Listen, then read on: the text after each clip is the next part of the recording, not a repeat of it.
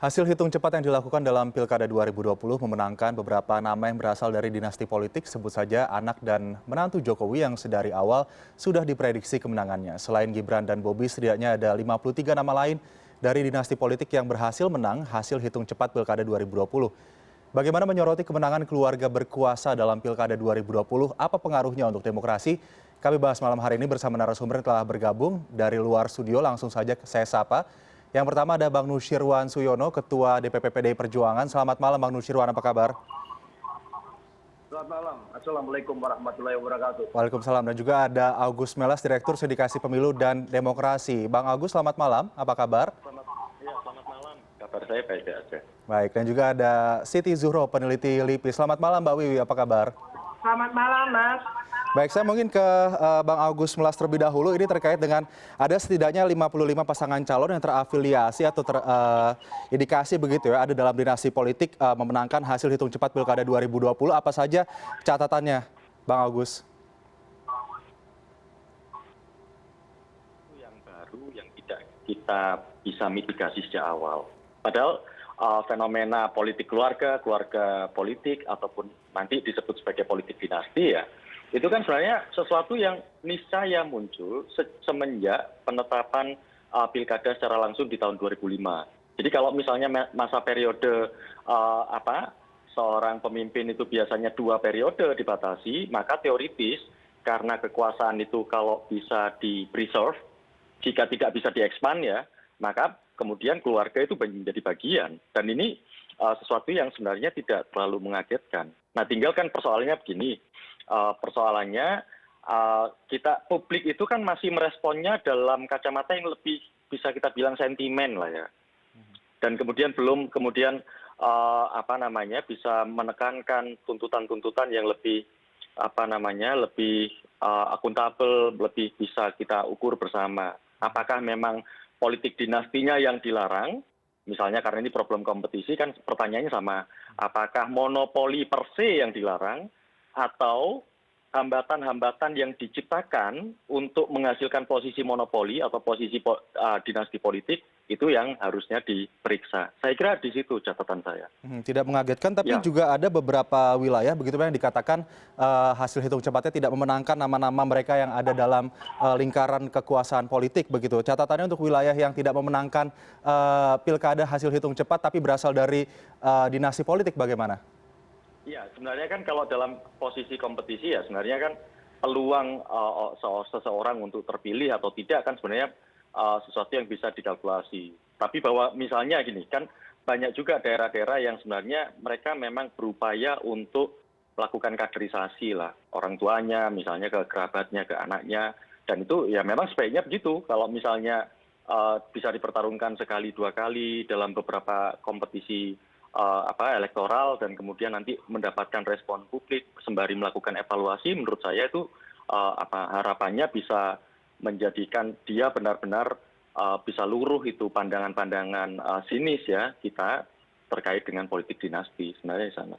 Oke, saya langsung lempar ke Mbak Wiwi. Selanjutnya Mbak Wiwi, untuk dinasti politik yang terjadi begitu dalam Pilkada 2020, ini benar-benar dibilang kemenangan murni dari proses kaderisasi yang benar, atau Anda mencatat ini atau melihat ini sebagai salah satu keberhasilan dari elit politik dalam melakukan pencalonan?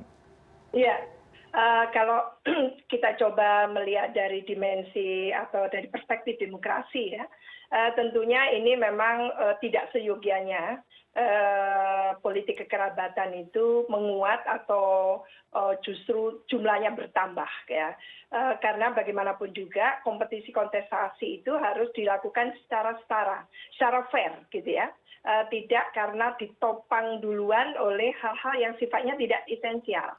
Jadi itu fairness itu yang harus dihadirkan. Politik kekerabatan saya melihatnya justru memang ini menjadi faktor yang constraining ya bagi demokrasi kita, menghambat ya, karena logikanya dengan demokrasi itu mempersilahkan warga negara gitu dari siapapun latar belakang apapun selama memenuhi kualifikasi mereka itu bisa kan gitu ya memilih ya dipilih tapi dengan adanya kekerabatan seperti itu lalu ada intervensi atau secara tidak langsung quote unquote tadi itu cara-cara yang lompat gitu ya dan bahasa yang lebih lugas lagi itu kan sebetulnya aji mumpung gitu ya mumpung orang tuanya berkuasa mumpung bapaknya mumpung ibunya kalau dua-duanya sudah tidak bisa anaknya kalau anaknya sudah tidak bisa nanti adiknya gitu ya iparnya sepupunya teruslah ini yang tidak fair menurut saya karena apa lalu yang terjadi demokrasi kita bukan memunculkan pluralisme aktor tapi justru multiplikasi aktor. Jadi aktor-aktor yang muncul ya dari situ ke situ muter saja. Tidak memungkinkan orang biasa yang memiliki kualifikasi bisa ikut. Contoh, Pak Jokowi itu kan bukan keturunan siapa-siapa, tapi bisa dari bawah gitu ya. Mengikuti wali kota, terus provinsi, menjadi gubernur, terus menjadi presiden. Tapi bagaimana dengan yang mungkin Mas Gibran? Kalau ada Pak Jokowi apa bisa lompat seperti itu? Mas Bobi gitu ya. Ini pertanyaan yang kritis. Jadi menurut saya ini juga harus didialogkan supaya apa? Supaya demokrasi kita juga berkualitas. Kehidupan politik kita juga supaya sehat gitu ya. Jadi esensi dari demokrasi melalui pilkada langsung adalah kompetisi kontestasi. Monggo dikontestasikan gitu ya.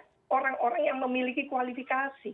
Jangan sampai ada muncul calon tunggal atau dimunculkan calon boneka. Nah, ini sudah tidak sehat menurut saya.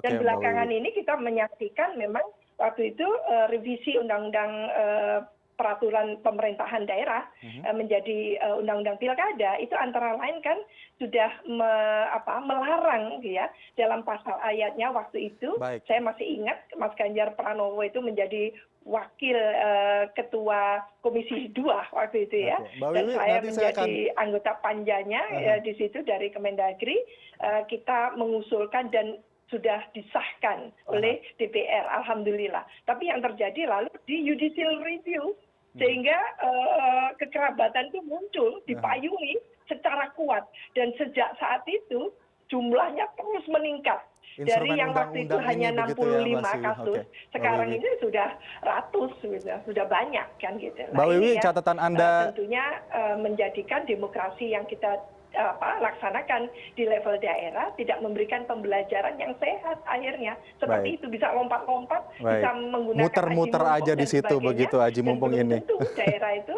diberikan calon-calon yang the best among the best atau yang berkualifikasi yang mampu membangun daerah itu masalahnya. Mbak Wiwi catatan Anda dan juga tadi Bang Agus terkait dengan politik dinasti dalam pilkada yang tidak mengagetkan juga tapi dipertanyakan unsur fairness dan juga nantinya bagaimana untuk kebaikan demokrasi ke depannya akan langsung saya lempar ke Bang Nusyirwan terkait dengan dua orang ada anak Jokowi dan juga mantu Jokowi yang dalam hasil hitung cepat memenangkan pilkada 2020.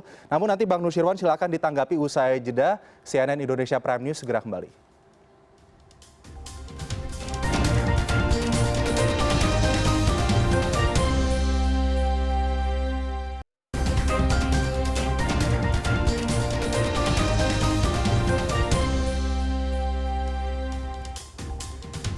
Ya, Anda kembali di CNN Indonesia Prime News. Saya langsung saja ke Bang Nusyirwan. Bang Nusyirwan, ini nama Bobi dan juga Gibran menjadi dua nama yang seringkali digadang-gadang ada dalam pusaran dinasti politik begitu ya.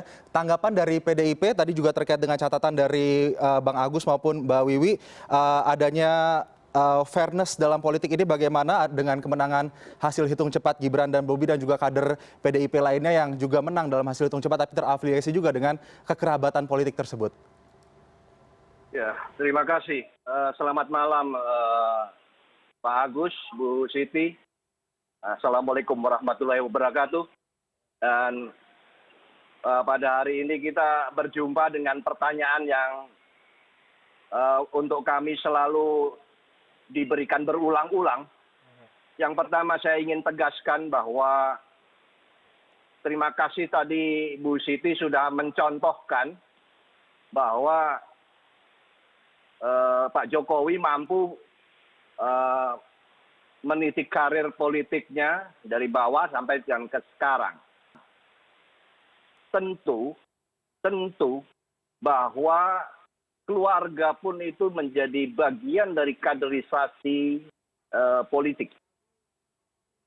Yang kedua, bahwa aturan memberikan arahan, memberikan petunjuk bahwa yang mengusung calon itu adalah partai politik.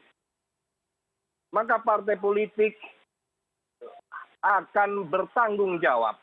Partai yang mengajukan itu, apakah itu terkait dengan kemampuan, kapasitas, kapabilitas untuk dia ditempatkan di manapun dia akan ditugaskan untuk memimpin daerah. Bisa saja akhirnya terjadi dari contoh bahwa yang disampaikan oleh Bu Siti bahwa Pak Jokowi putranya pun juga itu partai pun berani untuk memberikan sebuah langkah seperti itu.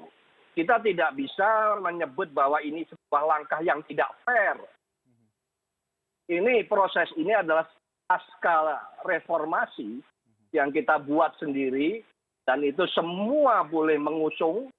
Jadi mohon menjadi catatan bahwa seharusnya yang lain pun juga boleh kok mencantumkan, menyalonkan calon yang berbeda begitu. Jadi kalau tadi ditanya kenapa muncul sampai calon tunggal, ya mohon maaf yang mencalonkan itu kan PDI Perjuangan, yang lain pun kan boleh mencalonkan yang lain sehingga tidak menjadi calon tunggal, kan begitu. Itu ya sehingga memunculkan calon-calon yang memiliki kapasitas yang lain, artinya yang memiliki publik pun juga sudah bisa memahami siapa-siapa mereka. Ya silahkan mengajukan begitu. Sehingga sebetulnya sistem yang ada ini sebetulnya sudah memungkinkan untuk semua siapa saja itu berhak maju. Dan hak dasar untuk dipilih maupun memilih. Bang Nusirwan, tapi untuk solidaritas kader partai sendiri dalam mendukung para calon kepala daerah yang diusung yang memiliki kekerabatan dalam lingkaran kekuasaan begitu bagaimana? Ya kita bisa lihat dari hasil yang telah langsung pilkada serentak beberapa hari yang lalu, kita pun tidak hanya yang berkaitan dengan kekerabatan. Calon baru pun kita berani, di Perjuangan maksudnya, mencalonkan seperti ambil contoh Surabaya. Tapi kawan-kawan, mohon maaf Bu Siti atau Pak Agus kan tidak menyinggung bahwa ini kan juga tidak ada hubungan kekerabatan. Dia juga baru ya, baru kita calonkan. Memang menjadi berat, memang calon tersebut kait dengan hubungan keluarga. Maka selalu itulah yang menjadi contoh, jadi perhatian publik. Prosentasenya dibandingkan dengan 270 wilayah yang pilkada, itu tidak ada 1%, Ibu, Bapak sekalian. Ya, tapi oke lah. Kami kalau dari PDI Perjuangan itu, dalam hal mengajukan calon-calon baru itu sudah banyak kita melakukan. Nggak usah khawatir. Oke, jadi partai akan bertanggung jawab ya? Contoh bahkan Surabaya itu kita sendirian berhadapan dengan banyak pihak. Itu pun nggak ada kaitannya anak tokoh, bukan berkaitan dengan kekerabatan juga tidak gitu ya. Tapi ini kita berani ajukan dan menurut kami itu adalah sebuah bentuk proses fair, Bu Siti. Hanya saja untuk kali ini kebetulan saja maka muncul ada 2 daerah gitu ya. Yang kebetulan ada hubungannya dengan kader kami yang jadi presiden, yang itu anaknya begitu. Oke, saya langsung lempar kalau begitu ke Mbak Wiwi. Mbak Wiwi, ini kata Bang Nusirwan ini suatu proses yang fair dan juga partai akan bertanggung jawab atas kader-kadernya yang dicalonkan dalam pilkada begitu. Tapi Mbak Wiwi melihat kaderisasi yang dilakukan ini apakah sudah benar atau ini proses instan yang dijalani oleh kader yang memiliki keterkaitan dalam lingkaran kekuasaan ini? Bagaimana catatan atau tanggapannya, Mbak Wiwi? Ya, menarik ya. Pak Nusirwan sudah menyampaikan bahwa ini menjadi tanggung jawabnya partai politik gitu ya. Tidak ada kata-kata tidak fair kan gitu ya. Oke. Satu, sekarang saya akan mempertanyakan atau bertanya tentang ini tanggung jawab partai. Kalau tanggung jawab partai berarti partai melakukan kaderisasi secara terukur, secara terformat, bahwa siapapun yang akan dicalonkan itu sudah dikader sedemikian rupa, diberikan ADART, diberikan tentang ideologi, platform partai dan sebagainya, dan itu tidak cukup bulan gitu ya. Mestinya ya minimal 1-2 tahun gitu kan, sehingga di internal partai itu sudah gayeng yang bersangkutan, tidak lalu tiba pilkada tiba akal langsung mencalonkan diri. Itu yang nggak benar menurut saya. Karena partai PDI Perjuangan ini partai lama, partai yang sudah pengikutnya luar biasa, partai besar, sehingga melakukan kaderisasi itu sudah terukur, seharusnya seperti itu. Sehingga ya tadi itu ya, mengenai ini kan mengenai pencalonan di level daerah, kabupaten, kota. Dan seharusnya DPC, DPD itu ya diaktifkan sehingga betul-betul bottom up. DPP memang punya kekuasaan, punya otoritas. Tapi bagaimana supaya kader-kader bottom up tadi itu yang terseleksi secara dari bawah itu terjadi, tidak ditancapkan dari atas ke bawah kan gitu, tidak seperti itu. Kalau itu halnya ya kaderisasinya bisa terlalu lompat-lompat gitu ya. Nah ini yang mungkin akan meresahkan di internal kader itu sendiri karena lalu promosi kader itu tidak dijalankan secara terukur juga. Jadi bisa jadi siapa yang dekat, siapa yang kerabatnya, siapa ini suka tidak sukanya lebih dipromosikan. Nah ini bagaimana lalu dengan kader-kader lain yang juga memiliki kualifikasi kan itu. Bottom up dan juga kaderisasi yang terukur. Mungkin saya lempar ke Bang Agus. Bang Agus, ini terkait dengan indikator apa sebetulnya yang bisa menunjukkan bahwa nantinya mereka yang menang pilkada berasal atau terafiliasi dari dinasti politik, begitu ini bisa menjalankan sebuah sistem demokrasi dengan baik ataupun pemerintahan, roda pemerintah di daerahnya dengan baik? Ya, saya kira kan ada beberapa indikator. Misalnya kita sebutlah 3 gitu ya. Ada mekanisme pasal. Tadi yang disebutkan oleh Mbak Siti Zuro memang sudah dicoba diatasi, diantisipasi, hanya saja dibatalkan di MK. Yang kedua sebenarnya mekanisme pasar. Dalam hal ini pemilih, ya publik secara luas. Nah yang ketiga mekanisme yang ada di internal parpol. Nah tadi sudah diulas, saya coba soroti dari sisi mekanisme pasarnya. Bagaimanapun juga ini juga cukup mencengangkan. Kita bagaimana bisa kemudian menilai apakah pilihan masyarakat itu keliru atau tidak. Tetapi memang kita bisa berangkat dari satu platform yang sama. Bahwa sebenarnya memang ini problemnya Pak Nusirwan, problemnya kan memang Bobi dan Mas Gibran ya. Karena bagaimanapun juga Pak Presiden langsung gitu kan. Nah memang di kasus-kasus yang lain ini prinsipnya sama. Sebenarnya kan satu hal yang menarik diperhatikan di Pilkada 2020 yang dilaksanakan di tengah pandemi. Harusnya bisa ditutup sinisme publik terkait dengan politik kekerabatan itu dengan program-program alternatif yang luar biasa. Tetapi sebenarnya kan hampir kita bisa lihat sebenarnya tidak terlalu mengemuka memang. Itu juga satu fakta. Makanya kalau saya melihatnya begini, ini satu realita politik, suka tidak suka eksis di Indonesia. Nah pertanyaannya kemudian bagaimana kemudian meningkatkan kapasitas publik, kemudian juga meneguhkan komitmen parpol agar kader-kadernya itu menjalani satu proses disiplin partai yang memadai. Karena tadi seperti yang disinyalir oleh Mbak Siti Zuro ya, karena ini kan prosesnya dalam tanda kutip tidak seperti mekanisme pengkaderan yang reguler kan, itu juga satu fakta. Saya kira di sana. Kalau berangkat dari keberhasilan atau tidak tentu kita lihat nanti di masa ketika mereka mengemban kewenangannya ya.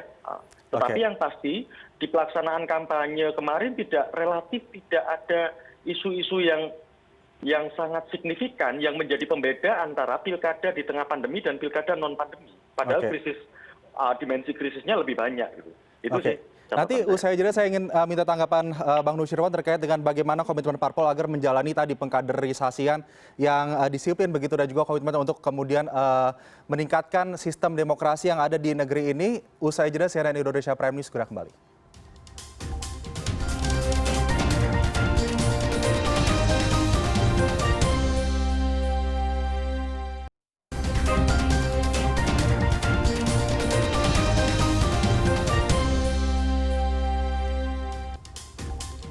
Anda kembali di CNN Indonesia Prime News. Saya langsung ke Bang Nusyirwan terkait dengan bagaimana komitmen parpol untuk melakukan kaderisasi yang disiplin tadi dan juga untuk menjamin para kader partai yang melakukan proses dari bottoms up ini bisa benar-benar mendapat keadilan. Bagaimana Bang Nusyirwan?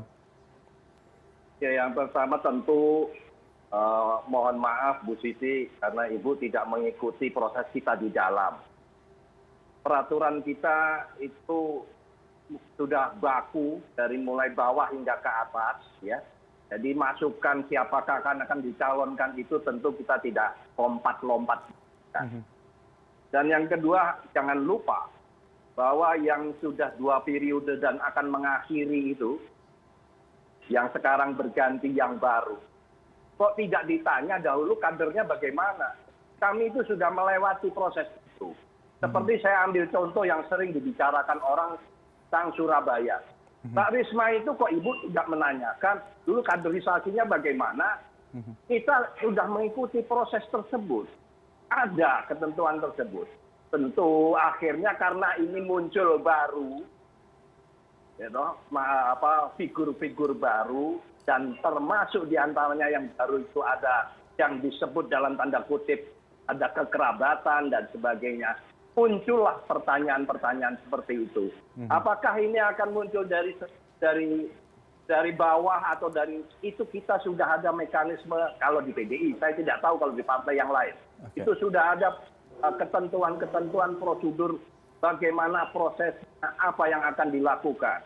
Dan tentu harapannya peraturan atau katakanlah ketentuan, tadi ada yang menyebutkan bahwa itu pernah diajukan ke MK dan sebagainya.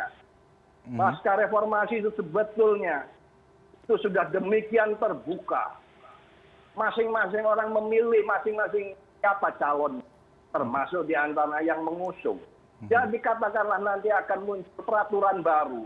Apakah itu juga akan memunculkan keinginan-keinginan yang kita semua harapkan fair, lebih demokratis, lebih membuka diri, nanti akhirnya kembali kepada penyelenggara atau katakanlah kepada yang akan menjadi uji tombak untuk mencalonkan. Kalau dalam pilkada kali ini tentu bahwa yang mengajukan kan partai politik.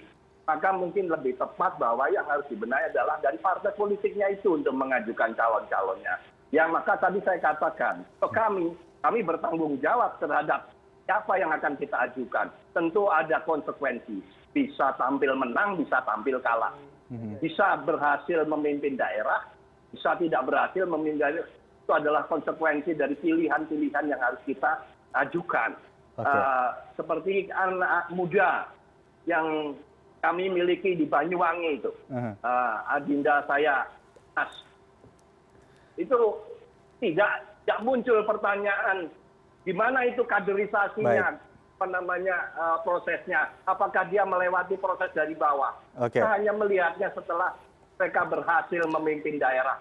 Kita bertanggung jawab terhadap apa yang kita ajukan. Bertanggung jawab dan prosesnya sudah sedemikian terbuka begitu. Kekurangan dalam proses ini muncul latar belakang, ada anggapan-anggapan ini, itu adalah konsekuensi politik yang harus kita tanggung. Itu apa boleh buat. Itu adalah memang proses terbuka itu harus memungkinkan. Yang penting bahwa keluarga itu pun merupakan bagian dari proses kaderisasi. Itu bukan bagian terpisahkan bagi kami. Keluarga bagian dari proses kaderisasi. Baik, saya lempar ke Mbak Wiwi. Mbak Wiwi, bagaimana tanggapannya? Saya tidak bisa mengkader anak saya, saya tidak bisa mengkader keluarga saya. Itu sesuai dengan menurut kami itu adalah satu hal yang salah juga. Baik, Bang Nusyirwan. Mbak Wiwi, tanggapannya bagaimana? Dan saya juga ingin mengetahui sebetulnya bagaimana pengaruh dari track record politik kepada nantinya pimpinan kepala daerah yang terpilih dari dinasti politik ini memimpin. Bagaimana pengaruhnya dan terhadap performance-nya? Iya, terima kasih. Jadi yang belum dijelaskan tadi itu kan sebetulnya kalau partai politik disebut itu kan rumahnya demokrasi. Jadi harus inline dengan sistem demokrasi. Apa ya maksudnya inline dengan demokrasi? Artinya memang ada nuansa transparan dan akuntabel. Bisa dipertanggungjawabkan. Transparan berarti rakyat pun bisa terakses melihat gitu ya. Tentu masyarakat itu akan menilai apa yang dilakukan oleh partai politik. Oleh karena itu, mengapa menjadi satu perdebatan tersendiri, menurut saya sangat jamak gitu ya. Jamak ketika dipertanyakan apakah betul Mas siapa yang di Solo, lupa saya, Mas Gibran itu sudah menjadi kader. Berapa lama menjadi kader? Lalu Mas Bobi, kapan menjadi kader PDI Perjuangan? Apa pengkaderannya hanya di keluarga saja? Melihat Pak Jokowi sebagai presiden, apakah seperti itu? Nah, ini yang kita pertanyakan adalah fungsi dari partai politik itu sebagai rumahnya demokrasi yang memproses itu. Nah, kalau ini kita biarkan, bayangkan dari 2015 ke 2018 itu tercatat 202 calon pasangan yang berasal dari kekerabatan. Dan 117 diantaranya itu menang. Berarti sekitar 57%, 57,9% itu menang. Ya. Belum lagi yang sebelumnya. Jadi pertambahannya luar biasa. Ini yang kita harapkan, karena praktek ketika kekerabatan terjadi, biasanya sistem pemerintahan yang dilaksanakan cenderung tidak transparan, tidak akuntabel. Makanya ujung-ujungnya korupsi. Dan itu terjadi gitu ya, seperti yang di daerah-daerah yang rentan, saya tidak perlu sebutkan gitu ya, sudah diketahui bahwa dia membangun pohon kekuasaan, di mana posisi-posisi strategis itu diletakkanlah gitu keluarga besarnya di situ, menjadi gubernur, menjadi bupati, wali kota, ketua DPRD gitu ya, ketua bapedanya dan sebagainya. Jadi posisi strategis itu dihabisi hanya untuk keluarganya. Nah, fungsi ini yang kontrol yang tepat kemudian bagaimana, Mbak Wiwi? Kita ini demokrasi gitu ya, memberikan peluang pada yang lain, masyarakat lain yang memiliki kualifikasi, berikan peluang itu gitu ya. Orang biasa pun bisa. Ini partainya Pak Nusirwan ini kan partainya wong cilik gitu ya. Jadi wong cilik yang sudah menjadi tentunya pemimpin-pemimpin banyak. Kita apresiasi Pak, kita tidak menutup mata itu. Menjadi sensitif masyarakat mempertanyakan ketika Pak Jokowi itu sejak awal 2014 jualannya itu kesederhanaan gitu ya. Sosoknya itu sederhana, jujur, bersih gitu ya, dan tidak memperkaya diri dan sebagainya, tidak korupsi. Nah, ujung-ujungnya sekarang ada menantu dan putranya menjadi kepala daerah loh. Ini yang ditanyakan, bahkan masyarakat internasional, media internasional pun bertanya tentang itu. Nah, tentu dari PDI Perjuangan memberikan jawaban-jawaban yang tentunya sangat menjelaskan gitu ya, supaya tidak ada terus-menerus pertanyaan yang seperti ini. Jadi kalau dipertanyakan itu pasti ada sesuatu yang dianggap tidak jamak gitu Pak. Oke, baik, saya langsung lempar ke Bang Agus. Ini disoroti oleh internasional juga. Tapi kalau Bang Agus menilai sebetulnya bagaimana kemudian dinasti politik ini mempengaruhi demokrasi, dan mau tidak mau memang kita bisa melihat sendiri dinasti politik ini menjadi tren yang cukup subur begitu dikala pemilihan kepala daerah berlangsung. Bagaimana pengaruhnya nanti terhadap citra demokrasi Indonesia? Ya, problemnya kan gini, posisi terutama ya politik kekerabatan yang terkait dengan politik lokal, itu kan banyak sebenarnya perkembangannya yang justru tidak terlalu mengembirakan, itu harus kita akui. Makanya catatannya begini, bagaimanapun juga kita tidak bisa tolak itu, karena memang dia menjadi semacam realita politik yang kita bisa terima, hanya saja bagaimana kemudian menjaga dan mengawal proses-proses demokrasi terutama di tingkat lokal tetap berjalan. Misalnya gini, sederhana saja, apakah mungkin anggota-anggota keluarga politik ya, elit politik yang kemudian running sekarang atau nanti terpilih akan dilantik, itu tidak sekedar melakukan replikasi, tetapi juga memberikan sesuatu alternatif yang baru. Termasuk ada pertanyaan sekarang, misalnya ini kan senjang antara publik dengan elit politik dalam proses-proses pengambilan keputusan. Kan yang menjadi soal, bagaimana misalnya Mas Gibran nih dengan program-programnya, apakah itu programnya memang program dia ansih, atau itu inline dengan visi misi partai. Nah, ini kan juga masih menjadi PR tersendiri di kita. Saya kira itu menarik ya di Indonesia, dan bagaimanapun juga mungkin ke depan fenomena ini mungkin akan terus muncul.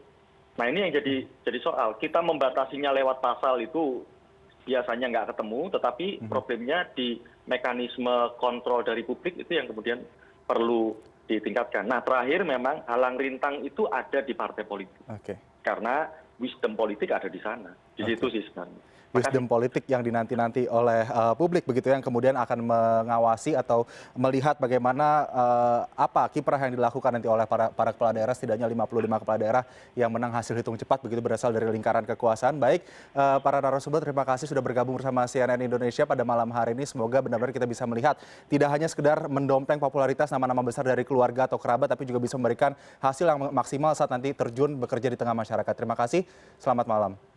Selamat malam.